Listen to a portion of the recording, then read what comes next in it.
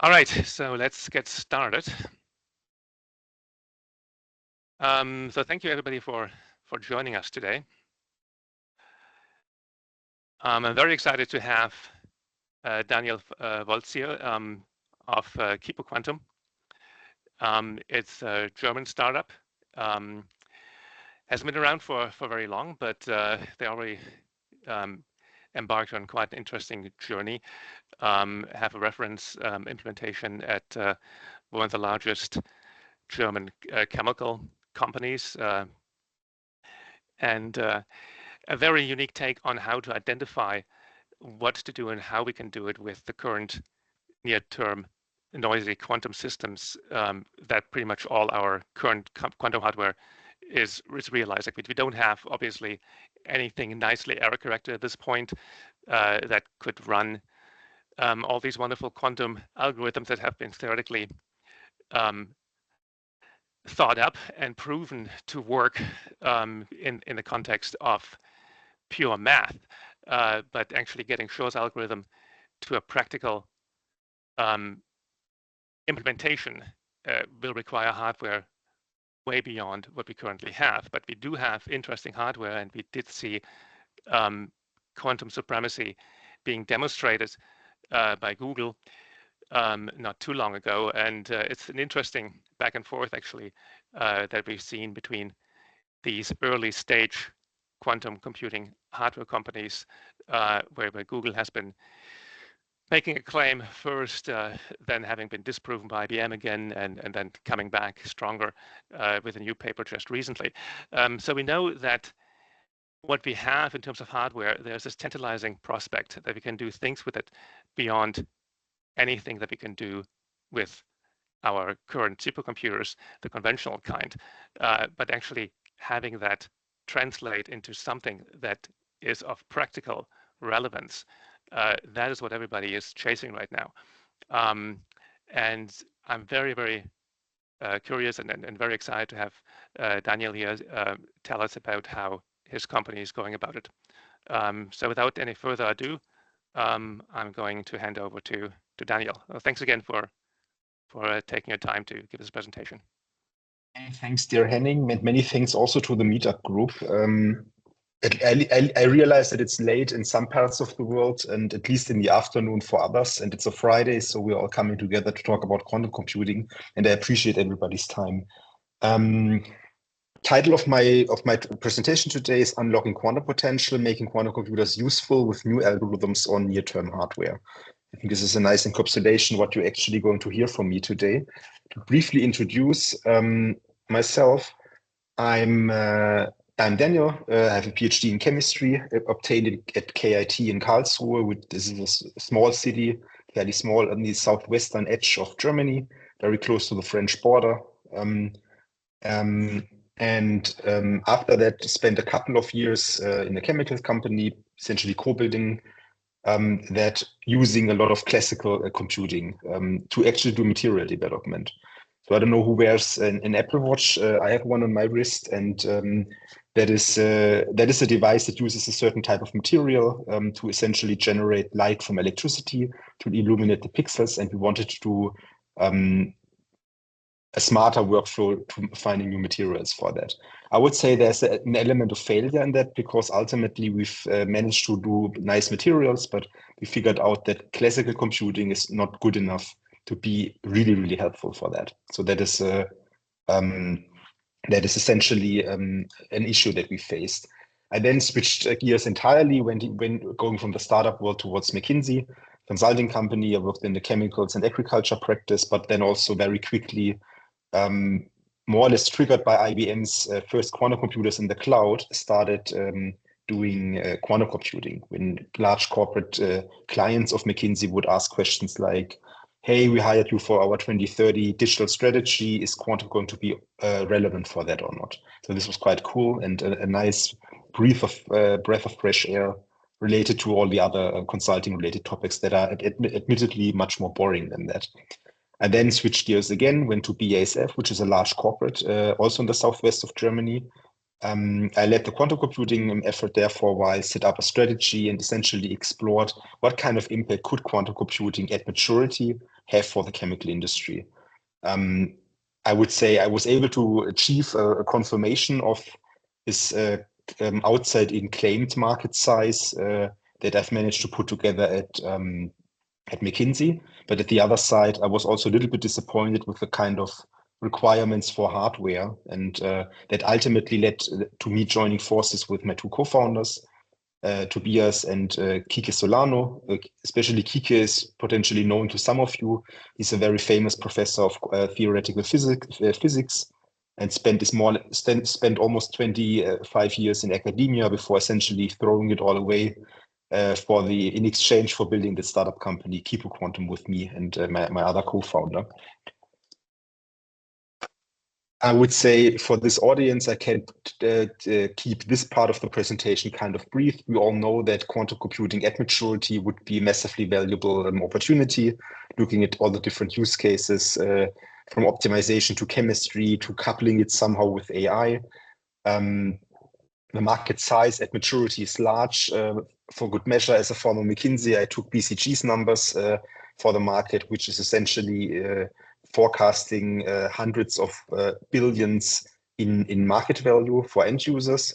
Unfortunately, at a very, very far out timeline, but I think this is something that Kipu Quantum may help to expedite. But what I find quite fascinating, especially when I compare where things are right now versus where they have been when I started my quantum journey in 2016, 17. It's evidently that quantum is now making its way from labs towards data centers and sometimes even our desks. So there are now small-scale quantum computers that you can actually buy on Alibaba and costing you something like $5,000. Of course, this is not going to be a quantum advantage case, but there's just the fact that you can buy this, it will get shipped to you. We actually have one in our company. You can lift it up. It's heavier than it looks, but it's something that is fundamentally portable. That is, I think, something that I find quite impressive. On the other side, we have, of course, large quantum computers like IBM's Quantum System 1. They are more expensive, but also more powerful. So we have them now in data centers, as well as, if you're a nerd, like the folks at Kipu, even on your desk, if you want. On the other side, there's also a drawback, and that is the fact that algorithms coupled with today's processors are not going to be good enough in the near future, essentially. And I think this can be envisioned by or shown by this plot, essentially. You can see here a log scale that has a kink in the axis, hence the line break. But if you assume that quantum computing processors are going to grow in number of qubits like they have been in the last couple of years since I actually got started with my quantum journey, then you would essentially expect to reach maybe 1 million qubits, give or take, in 2030. And if you look at the overhead that would be required for error correction, the threshold is actually quite high to actually do something useful. So it essentially starts at a couple million qubits for things like derivative pricing and protein folding, all the way to hundreds of millions of qubits for certain applications in chemistry, actually. And I think that actually assumes using standard algorithms such as Shor. I really admire Peter Shor with his work, but if you think about it for a second, back in 1997, when he conceived these algorithms, it was of course impossible to really know what kind of specific hardware we would have. So he made assumptions. He made some assumptions on the kind of errors and type of gates that would be feasible with hardware, making some predictions. And I think that right now it turns out, and I think this is shown on this plot, that it's not really easy to match what hardware can deliver with what algorithms like Shor's are actually demanding in the absence of a large number of perfect error-corrected qubits. At Kipu, we considered our mission to bring quantum advantage significantly earlier than that. And that is fundamentally coming from algorithmic innovation. So we believe at Kipu that being different in the algorithms that we are making, being more specific in the algorithms that we are making, one has a significantly better chance of making quantum computing actually useful in the near term. I think this is essentially the mission at Kipu Quantum.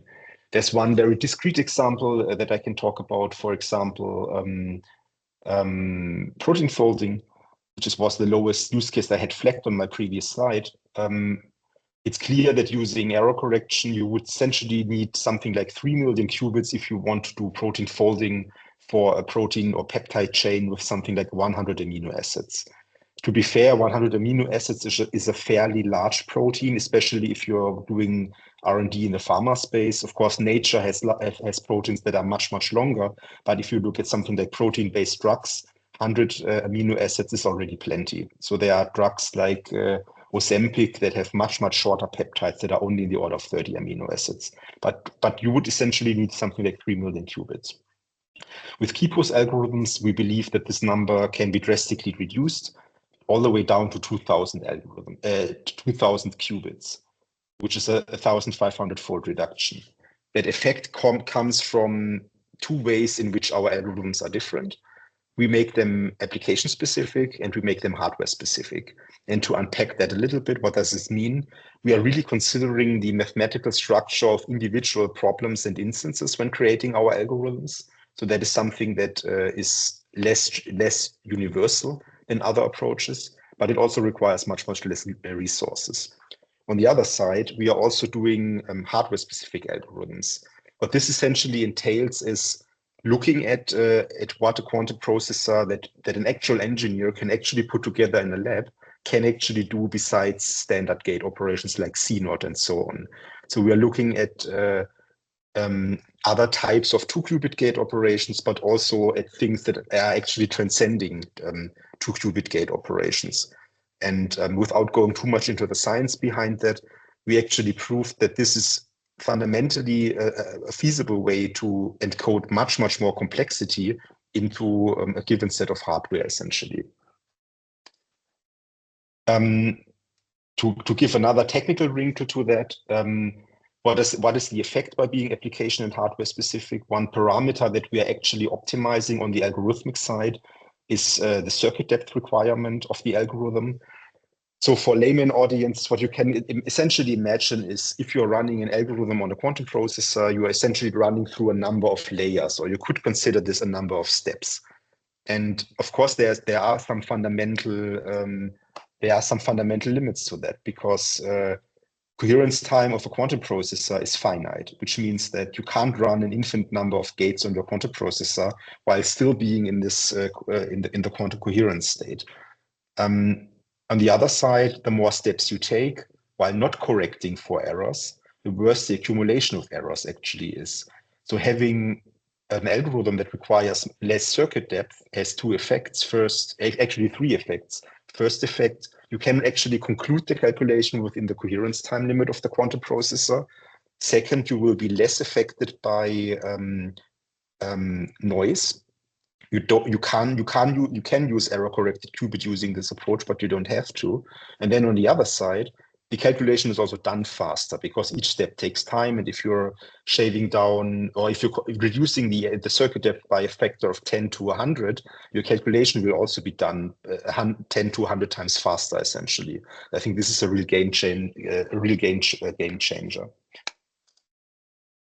Of course, all of that is a highly technical topic. So we have, I'm a scientist by training, but we have a significant concentration of the world's brightest scientists in my team. Of course, overall led by Kike, serving as a co-CEO by my side, essentially in charge of all of the scientific innovation.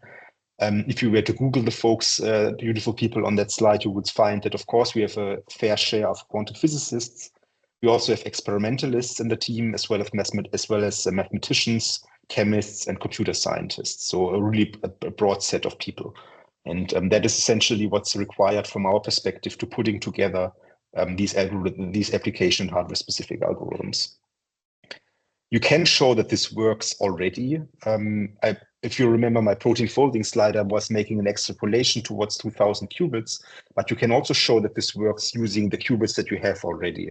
And you can run benchmarks against conventional quantum algorithms. on real hardware and look at experimental implementations. This is, by the way, where all of these numbers are coming from. I'm not talking about math, I'm talking about real hardware implementation. And you can prove that using these specific algorithms with lower circuit depth, things like time to solution are reduced by a factor of 500. You can improve the success probability, so finding the right answer with a single shot, 600x. And you can essentially drastically improve the quality of answers and get essentially 100 times better results. This has been established for a lot of different use cases using different hardware. So you can see below that we are essentially looking at optimization problems, AI applications, as well as material science or chemistry type optimizations. And ultimately compatible with every hardware approach around.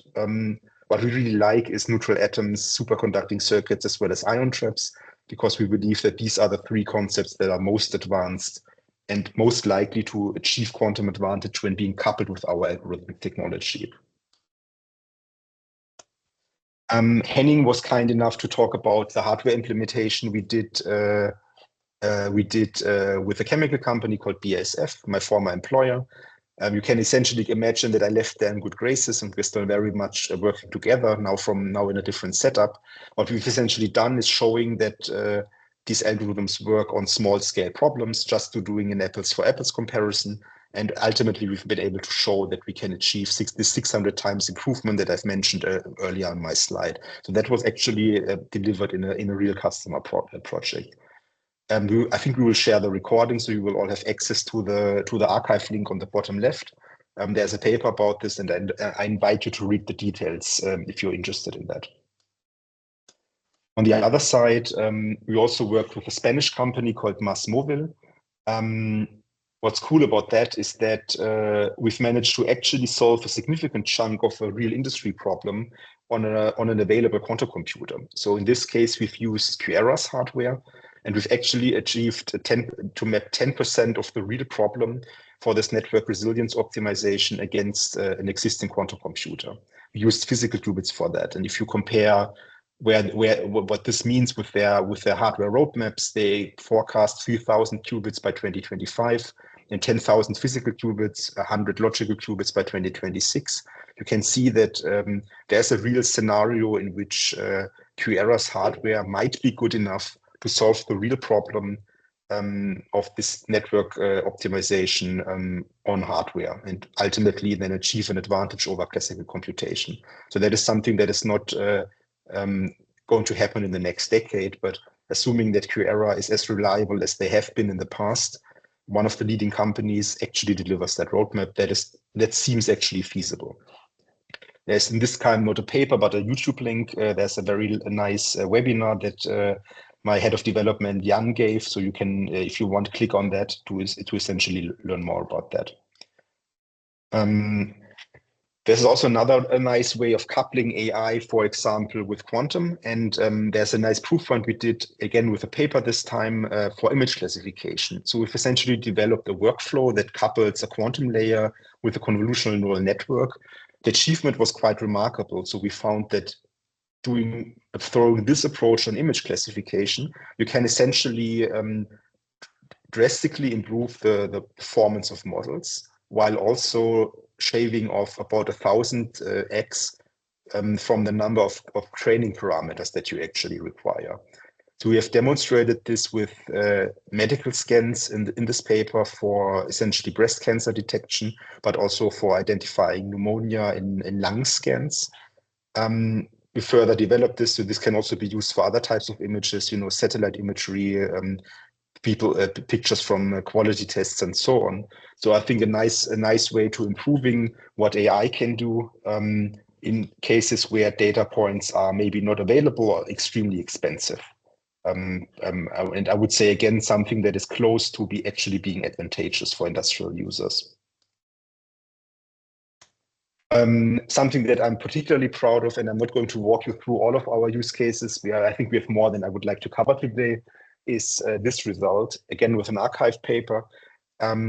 We've actually managed for the first time to solve a really, really complicated higher order unconstrained binary optimization problem on real hardware.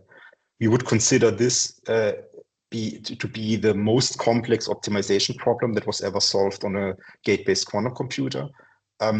Ultimately using all 156 out of 156 qubits on one of IBM's quantum processors. And what we can essentially say is that Hubo as a mapping is I would say more difficult than Kubo as a mapping. Because of the higher order terms, but it's also more suitable to actually map real world problems. And there are mappings around for things like protein folding, scheduling, financial modeling, as well as mixed integer optimization that are all very relevant for industrial applications, but also much more difficult to do if you're using a Kubo type mapping. Solving these Hubos was benchmarked against some approaches. This is not a quantum advantage demonstration, despite us beating all of the other solutions, including Tabu search and simulated annealing in the dimension of closeness to solution, because it's not intractable. And you can talk about things like time to solution as a separate factor. But what we believe is that this is quite close of being industrially interesting, especially for use cases that benefit from having highly accurate optimization. So if the quality of answer or optimality of the optimization is more relevant than time to solution. And I think this is true for protein folding, by the way, because you want to have the right protein structure and not a crappy protein structure in a short amount of time. This is actually super relevant.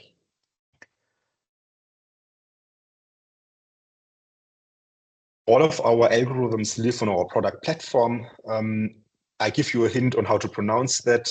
Henning, as somebody that speaks German, may recognize this, but this is spelled Planck, like a German physicist Max Planck. That's the name of our platform product. We have now 500 users, I would say mainly from European organizations, but of course open and available to also have people from North America if anybody wants to sign up. This is actually the home where all of our algorithms ultimately live. It has also as a platform additional feature, so you can enjoy our backend integration and essentially really in an easy way run jobs and essentially create services, applications, demonstrations based on our algorithms. You can see in this inset that some of our algorithms are also available to be tested for free, especially on simulated quantum computers at no cost. So you can essentially play around. I did not introduce this technical term, but digitized counter-diabatic quantum optimization. If you are looking up what we have been publishing, this is essentially one of our application-specific algorithms. So I invite all of you to check out the QR code and essentially register on Planck. It's for free, and play around with our algorithms if you want to figure out how that works, how that looks like, and how ultimately we plan to outperform conventional computing with that. On the other side, we've also published our roadmap, and I think I said the word quantum advantage before. I ultimately don't really like the term because I feel that it has been a little bit poisoned in the academic debate. So there have been discussions where the lines between quantum supremacy and quantum advantage have kind of been blurred. And I also don't think that the best way to show quantum advantage is to have something where you can provide mathematical proofs of scalability towards infinity. What I would say as an entrepreneur is that customers are fundamentally in the best position to assess if a quantum computer is useful, fast, cheap, better than classical approaches, and I think they have to be the judges to actually think if this is valuable or not. And this is what we mean when we say commercial quantum advantage. It has to deliver real business value, and I think solving a problem better at a moderate problem size than a classical computer is probably good enough. And you don't have to provide. You can essentially use a heuristic algorithm and don't have to provide a mathematical proof for this to be industrially interesting. Our roadmap is available on our website, but ultimately we have now broken that down in essentially 3 dimensions. We essentially talk about the kind of complexity that we can essentially tackle with our algorithms. There's a metric introduced by us, but we can essentially put a number on that. We also talk about novel applications that are, of course, related to the different algorithms we are developing. And then on the other side, innovative services. So these are essentially the algorithms and applications that are being made available to you as potential users via Planck. I'm not going to walk you through this equation. I try to keep this as a not so technical conversation, but we've ultimately put together an equation that in our perspective is a nice way to actually quantify how good an algorithm is performing. I think in this group we have a lot of people that know a little bit about quantum, and I think I would say it's maybe a true statement that maybe many of you know. Of course, there are some hardware systems that are better than others. There are some problems that are more suitable for maybe all-to-all connected ion traps than for example, superconducting circuits. So from our perspective, it's kind of difficult to compare and really assess what is actually the algorithmic contribution, and in what extent have we actually been standing on the shoulders of giants by just running something on a very high fidelity continuum processor, for example, to essentially produce an unfair claim. And to kind of remedy for that, we've developed this equation. We call this the Kipu complexity index, and ultimately we are measuring the complexity of an NP-hard optimization problem, taking into account things like problem density, locality, number of connections per qubits. Of course, this has to be accounted for. And then, of course, not the most important driver, but also the number of qubits is, of course, also important. And, you know, if you look at this, you can really make some granular statements, and you can look at something like, hey, I do a Kubo with 200 qubits and maybe a Hubo with 100 qubits. And maybe the Hubo is just more complicated and more difficult than the Kubo. And I think using the KCI index, you can actually make these comparisons and essentially see for yourself. We plan to release a white paper on this before the end of this year. So take a look, and then you can essentially check this out for yourselves. This is the roadmap. I'm not going to read it to you, but you can have a look at the website. As I see, there's essentially, as I said, there are the dimensions. We've essentially sliced this roadmap in quarters. I really, really like the roadmaps that have been produced by companies such as IBM, QEra, IonQ, Continuum, and so on, which typically think in years. But I would say for us, it's maybe more meaningful to look at it from in the quarterly basis. I would say this is more meaningful for us. So we've essentially started forecasting in Q3 2024, and we are going to update this roadmap. But right now we are essentially stretching all the way towards end of 2025. And what you can see here is that the KCI index is essentially going to grow from 150 all the way to at least 20,000. Which is what we want to reach by the mid of next year, and then essentially growing steadily on from that moment onward. We will look at different use cases. We've already done portfolio optimization and image classification. Job scheduling, mixed integer optimization is, I think, next on the list. We will also do things like cheminformatics on graphs, quantum chemistry, protein folding, and so on. And then essentially in a cascade, put all of these algorithms as services on Planck so that people can actually get their hands on them and essentially play around and start solving interesting problems with that.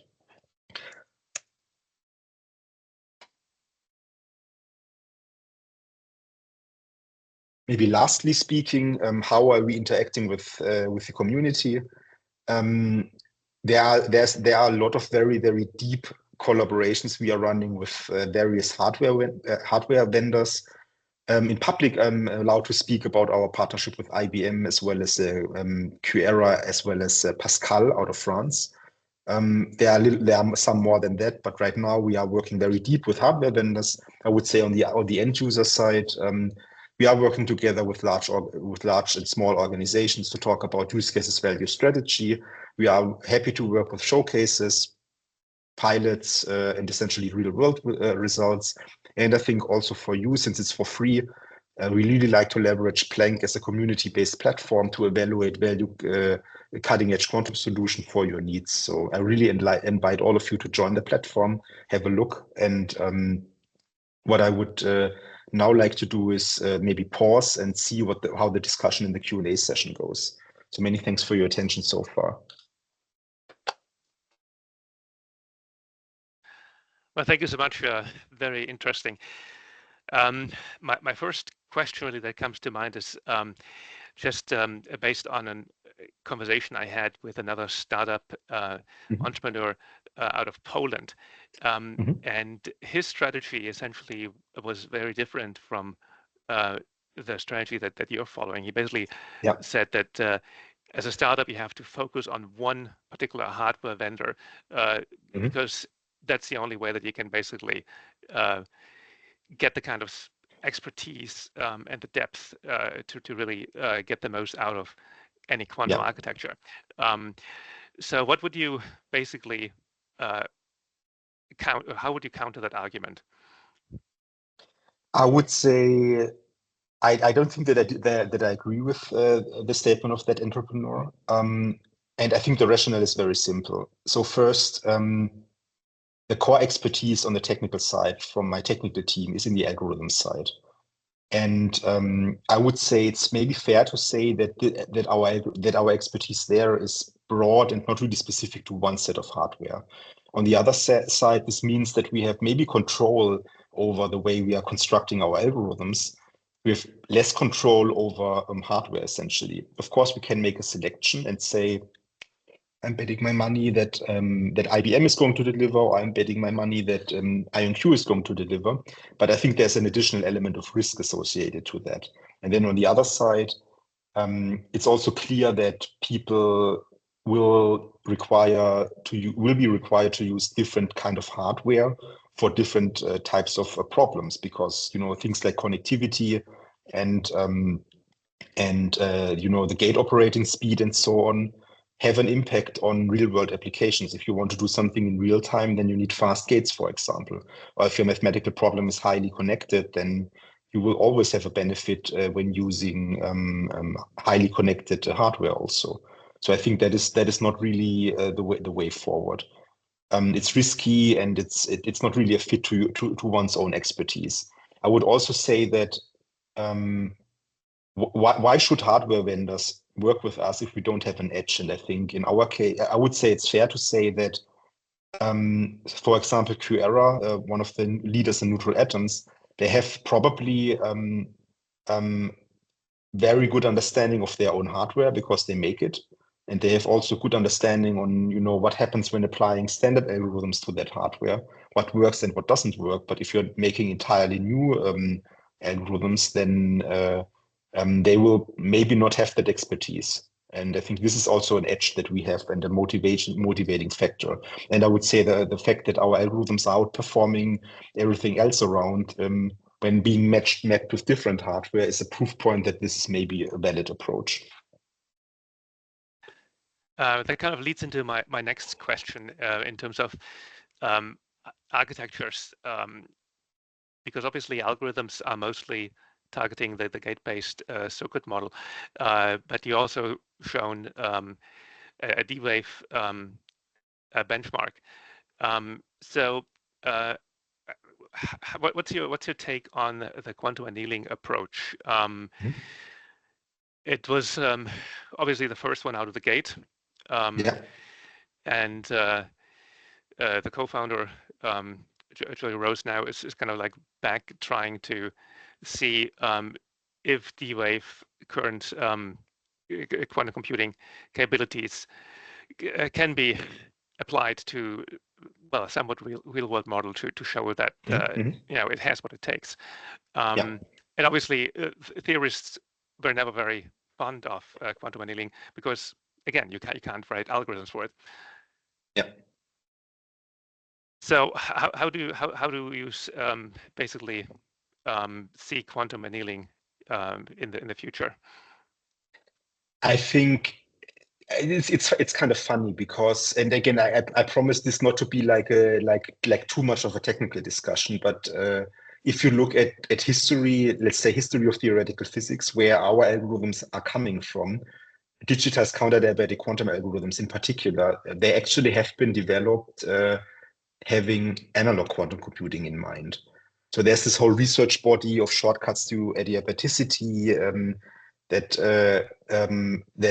where people have essentially been studying ways to reach the ground state much faster. There was one problem back then, historically speaking, with the fact that they essentially came up with these shortcuts to adiabaticity, so certain protocols, which also includes counter-diabatic physics, that on paper and on a math level can actually accelerate, but ultimately are not implementable using real-world analog quantum computers. So what we then did is was doing a digitization step, which is the D in DCQC on this acronym that I had earlier on my slide, and then ultimately transformed this algorithm into something a gate-based quantum computer could run. So I would say, just because of that fact, I have to say that I'm grateful for the analog quantum processor, because their contribution towards driving the field, especially in our case, has been invaluable. Henning, also you asked for the future outlook. I would say I'm very excited about some of the improvements that I've seen being now accessible to, for example, D-Wave's quantum processors. So I see that there's a real potential that they make an industrial usefulness case. I think there are also claims to be made in the area of quantum supremacy, if you look at some of their recent work. So I feel that there is going to be a strong future for quantum annealers, especially now that they've been started to let people play around with the pulse times, and having granted access to more shorter time regimes where you can actually run the annealer within the coherent time limits of the superconducting qubits in these annealers. So I feel that there are still things that you can't implement on D-Wave that an expert in shortcuts to adiabaticity could think of, but the versatility has been improving a lot, and I've seen some really exciting results on the D-Wave machine. So I would not count them out, and I personally believe that there will be a coexistence of different hardware concepts in the future. I don't think that, let's say, IBM produces a quantum advantage result that everybody else would just roll over and give up. There will be multiple systems with multiple paradigms around coexisting. Maybe, using something like neutral atoms and ion traps for computations where highly connected problems that don't have to be so fast will be coexisting with superconductors. I also think that annealing has a place in that landscape. The relative market size, of course, is a different question, but I think this ultimately depends on the future performance of these machines. It was a very lengthy answer, but go annealers is the short one. Yeah, fair enough. I mean, it's predictions, obviously, like anything, are very, very difficult to make in a field that is changing as fast as the quantum landscape is. I think the other like 10-pound gorilla that in the room that I would like to just address and throw out there is that from the very get-go that we saw quantum computing actually become commercially available,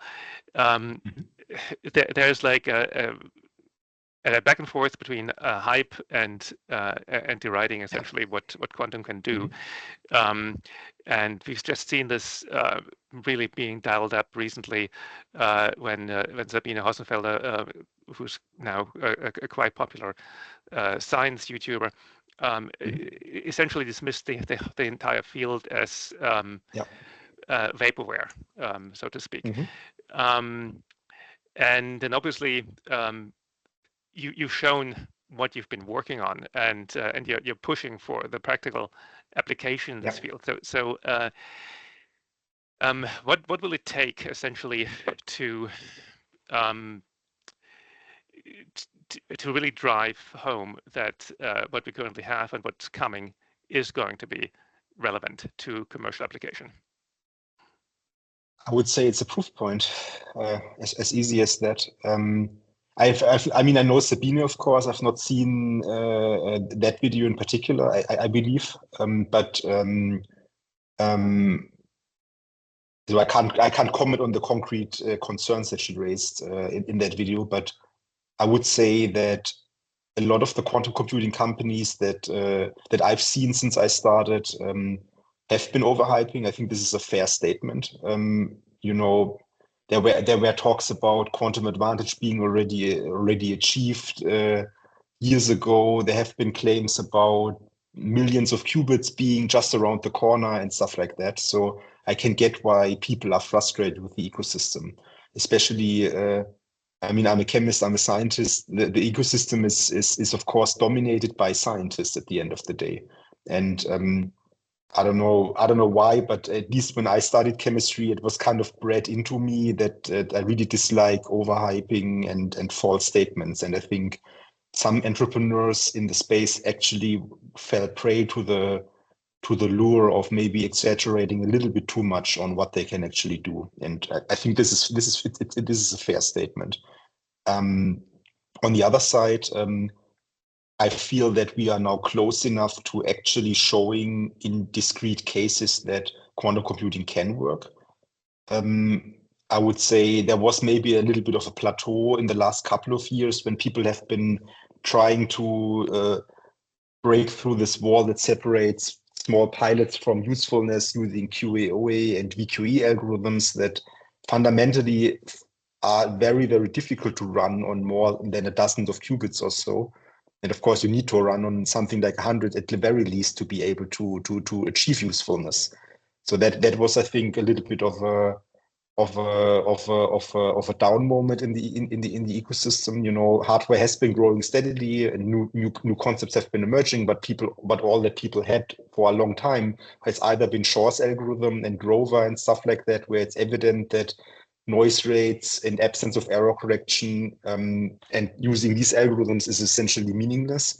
On the other side, the NISQ algorithms or the near-term algorithms supposedly have been VQE and QAOA not really scalable, a lot of issues. So that was, I think, a moment where many people in the ecosystem lost hope. I would say hope is back from my perspective. There's really breathtaking breakthroughs from companies like QERA, IBM, IonQ. Have to mention Quantinuum, of course, also. You know, D-Wave is now back with new fresh ideas. So I would say the field has been invigorated by progress on the hardware side. And I feel that companies like Kipu, there are also some others, have been contributing to close the gap from the algorithm side. And I think this overall vision of co-designing applications, software algorithms, and hardware is probably what is going to be required to actually make a quantum advantage case. And I would say at the end, it's a waiting game. You've seen our roadmap. I would say we are bullish, but realistic also, and we are kind of clawing away at that wall. And I would say just to manage expectations, I don't think that quantum advantage or commercial quantum advantage is going to be kind of a, you know, like like some holy person standing from the sky, and then with a miracle device you can suddenly cure cancer and optimize traffic flows to prevent traffic jams from happening and assuring that everybody gets home in time, and also fixing climate change and stuff like that. It's going to be discrete applications. It has to be really specific cases, at least initially. And I think this is going to invigorate the ecosystem, lead to a big surge in investment. Because now this is going to signal to the world that quantum is kind of going out of this phase of always being 20 years in the future or so, a little bit like nuclear fusion used to be maybe 10 years ago, towards something that can actually start solving real problems and where it's actually meaningful to really turbocharge the investment. So that's my personal perspective. And again, I'm bullish. I think that we are very close. We've seen a lot of quantum supremacy claims in the past that are now more credible and maybe beefier than before. And we've seen a lot of progress on the hardware side and also progress driven by companies like us on the software side. That kind of naturally leads to the first question that was posted here from the audience. Mm-hmm. And it was Charathanan. I hope I don't butcher this name too badly. Mm-hmm. He was asking, basically, beyond just research areas, mm-hmm. What are the current revenue potentials that you actually can tap into? Obviously, for investors, that's going to be at the top of the line. There's a lot of money being poured into it, but obviously, you have to be able to make it into a sustainable business. So yeah, obviously, I mean, we can't expect you to disclose everything here, but where is the money coming from at this point? Where can you, as a startup, actually generate revenue? Yeah, I think there's a really, from my perspective, recommendable market study that I would just like to cite here. Or a company, by the way, it's Hyperion, and they have an analyst, Bob Sorensen, that is consistently in the last couple of years putting together really sound bottom-up market analysis in the space. And if memory serves, last year we've essentially been just shy of $1 billion in money being spent on quantum computing, and assuming that annual growth is kind of going to be the same for 23 to 24 than it has been for 2022 to 2023, you would probably break through $1 billion of market potential for a quantum company. I think it's fair to say that this is, of course, not algorithms, it's being split. A decent chunk of that naturally goes towards hardware spend. There's a little bit on middleware and also on applications, but this shows that there are already hundreds of millions in industrial R&D money that is being spent on that, essentially just for algorithms and POC projects and so on. I would say the rationale is very clear. And I've actually recommended this also when I've been with BASF and talking to the board of directors about the quantum computing area and my recommendation on how BASF should position itself there. It's very clear that large corporates need time to prepare. It's also clear that people need to build up expertise. Whenever quantum advantage is going to be achieved, salaries for quantum physicists are going to go up. And it's just not going to be possible for large corporates, for all of the large corporates to actually, and even especially the small ones, to just hiring their own quantum physicists. So there's going to be a talent shortage. And there are some examples. If you look at, for example, what Marco Pistoia at JP Morgan is doing in the quantum area, he's, I think, 10 to 20 physicists on his team developing cutting edge technology in that space. If every large bank in New York hires that many people, the market will be empty very, very soon.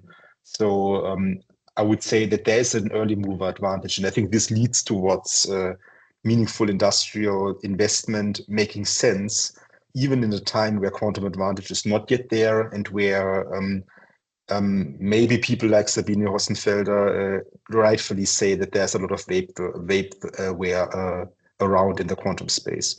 Of course, there's another source of income, which is, I don't know, I'm a little bit torn always because it's public money. So it's, taxpayers' money that is being deployed in the US, Canada, Europe, Asia also. So there's that also, but I would say ultimately the industrial market size is always preferred because there you have real people working in real companies making decisions and not, people just executing whatever grant direction has been set up in an ivory tower, essentially. Yeah, I think the commercial market obviously has to drive this eventually for it to become sustainable. Yeah. So I'm just going to go back to the questions that have been posed here. There's lots of them, so I don't know if we're going to be able to get through all of them. So one of the first ones again is going back to the challenge of working with the hardware that you have right now. And the question is basically, do you see, well, actually, I'm just going to read the question. Given the challenges of error rates and decoherence, what strategies and techniques do you see being most relevant on these systems to maintain coherence and improve fault tolerance? And do you see specific advancements? I mean, you've been basically referring to earlier to hardware progress. Is there something specific in error correction methods or hardware designs that you see as pivotal at this point? It's a good question. I think not really our area of expertise at Kipu, because we ultimately use the qubits that we have, and at that point in time, they are mainly physical qubits. And maybe this also kind of indicates what am I thinking about that. I would love to have error-corrected qubits available, and lots of them. And our algorithms are still going to be relevant. As I said, circuit depth reduction has also a lot of value, tremendous value for an error-corrected quantum processor. But right now, it's just not available. I've seen tremendous progress in that regard. Misha Lukin's team in Harvard made some really cool work in this area for neutral atoms, for example. And I really like QEra's roadmap in that regard, having 10,000 physical, 100 logical qubits, both on their roadmap. I would also say that there will probably be cases where maybe companies like Kipu or maybe end users would prefer using the 10,000 qubits, and others where the 100 logical qubits would be preferred. That's my personal perspective. I think, of course, working on all areas of the stack, error mitigation is also relevant from my perspective. Things like circuit compilation. So, I'm of course confident, and I have to, that Kipu has maybe significantly above average contribution to making quantum computing more useful. But in absence of quantum advantage, of course, even small improvements help. And I think circuit compilation, error mitigation, and of course the quest towards making quantum computing in error-corrected way are all valid. Of course, we focus on the near term, and I think near term error correction has not been there yet. If it comes, I'm really going to be happy. If not, we will still find a way to making it useful. And that kind of leads naturally to the next question in our Q&A. Because you were talking about reduced circuit depth and essentially optimizing for the current hardware. And the question basically goes specifically about the complexity and the accuracy of the problem that you're targeting when you do these kind of shortenings and optimizations of your algorithm. So I guess the question really aims at: do you lose anything in accuracy when you do those optimizations, or do you retain the same accuracy? Are there trade-offs? Essentially, is the question. I mean, there are of course trade-offs, because you need to make the algorithm, and that of course costs something. The question is essentially, how can you make these application-specific algorithms, as fast and as cheap as possible, essentially. So there's some cost associated with that. I would say running the algorithm once you have it has only upside. So the quantum part, I would say no downside, only upside. And of course, then the question is, how can I figure out the algorithm as fast with as little effort as possible? So this is kind of where the trade-off actually comes in. Yeah, interesting. So we have a couple of questions specifically going after use cases. You already obviously mentioned the breast cancer for healthcare. And see, there was one question: if you have ongoing projects in that area, and then there was another question for a use case very specific that I don't know if you looked at that, which is for electronic optimization, like VLSI designs, PCB, where you obviously have to optimize how you put down a circuit on conventional chip designs. So yeah, basically just are these use cases that you continue to push, or is it just like one-off projects that you run? So for the image classification, yes, we are continuously looking at that. Of course, mainly, our core expertise is on the algorithm side, but we are also working with players in that space.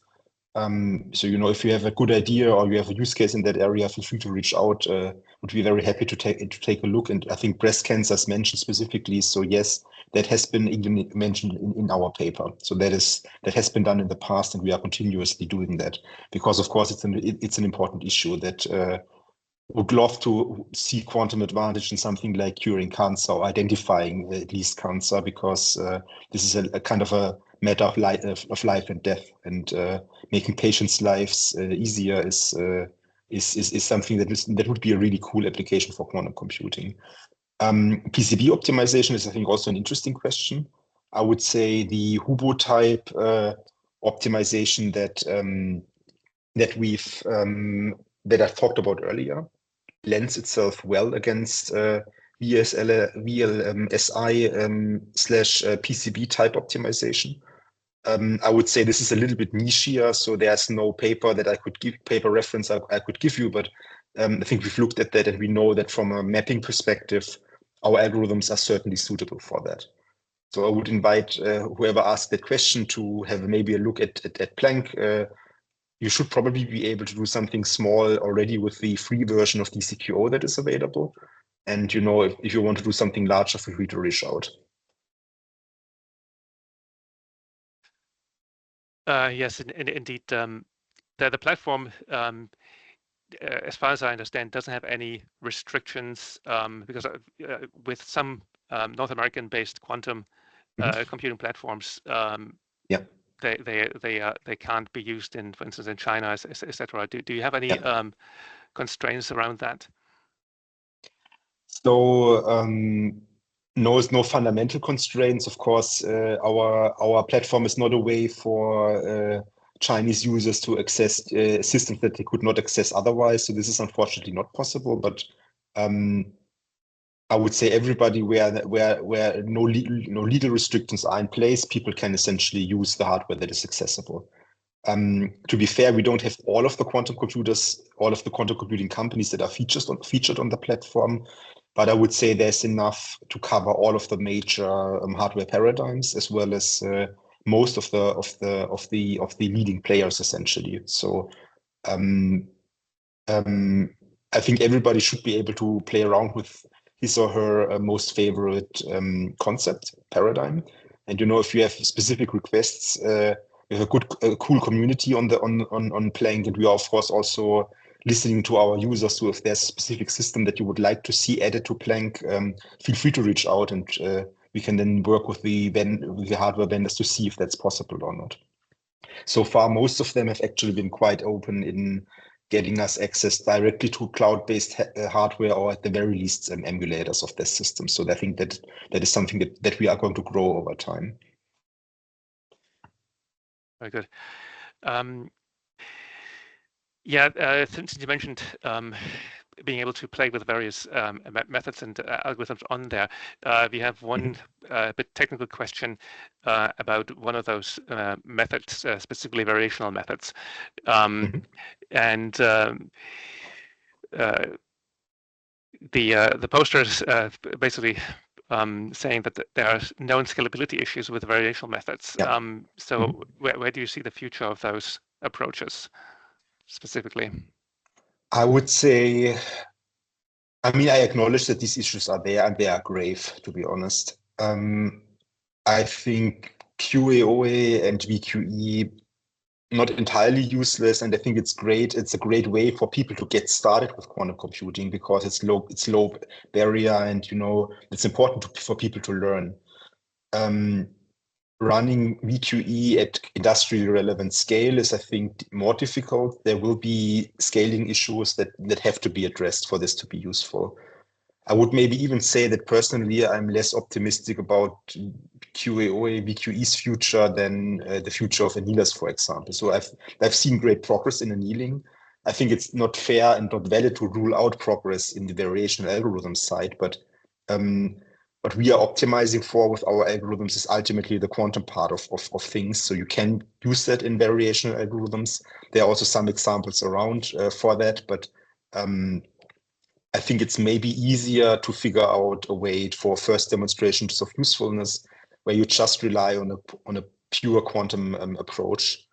And once you've achieved that, you can probably throw in variational approaches as a means to kind of expand on that. But I would say it's probably not good enough to taking a pure quantum algorithm and then just scale the classical part and try to brute force variational algorithms like that to be useful. I think that's probably too expensive on the classical resources that you would require for that. And Hassan posted another very technical question. Probably has to be our last one given the time. And that basically goes back to when you mentioned the Hubo and Kubo optimizations. And he's interested to just have a little bit of an insight in how these two compare. And how your algorithms handle the added complexity when you're dealing with higher order terms on current hardware. Yeah. So I would say fundamentally Hubo is superior to Kubo, because if you try to map Kubo against Hubo and look at the scaling or the number of resources, it's a very, very poor scaling behavior. So, classical techniques like simulated annealing can run Kubos up to something like 100,000 variables or so. And it's not super difficult to write down a Hubo that is intractable, that has maybe only 100 qubits or so. And, the scaling is really awful. The penalty terms that you need is to map Hubo with Kubo is really, really awful. And I think that also shows, if you're looking at things like protein folding and you want to do that with Hubo versus Kubo, the number of qubits is just not scaling as nicely. So that is evident. And you will essentially already, with even not using Kipu, you will find it much easier to map a bigger toy size problem against the Hubo and run that than using Kubo mapping. The added complexity of the higher order terms, that is ultimately, I would say, a little bit of a secret sauce element in our algorithms. You can essentially maybe take away that the fact that our algorithms require much, much less circuit depth than others is something that we are kind of exploiting here. So if you were to run conventional quantum algorithms for Hubos, you would essentially have something with massive circuit depth. And in our case, using that effect of having 10 to 100 times less circuit depth essentially is a way to kind of squeeze the algorithm in a way to a level that actually allows us to run it on real hardware. So that's kind of the effect, if you want to think about it like this. And of course, on the other side, achieving quantum advantage with the Kubo mapping, for this, the number of qubits just needs to grow beyond a very large number. And unless you're using something that is really a native problem that fits hardware topology, which maybe can be useful, but is also like, I don't know, maybe a little bit of cheating. Unless that happens, I think Hubo is much more likely than Kubo. All right, well, thank you so much. I'm sorry we didn't have time to get to all the questions, but I encourage everybody here who still has questions to sign up to Kipu's platform. As Daniel mentioned, there's a very nice community on there, and I'm pretty sure that if you post your questions there, you're going to find answers. Exactly. So there's a Discord channel. Feel free to also refer to this webinar, and then we can have a longer discussion on the Discord. Yes, so thanks again. And we're going to make a recording available of this as well, so you can go back and review the slides. And yeah, many thanks again to Daniel to make this possible. And yeah, I think it was just as interesting and fascinating as I was hoping for. So thanks Wonderful. again. Thanks, Henning. Glad that I didn't disappoint. Many thanks for the community. Really big thanks to you, Henning, and the team for putting this meetup together. And yeah, look forward to exchanging in the future. Bye-bye. All right, bye-bye now.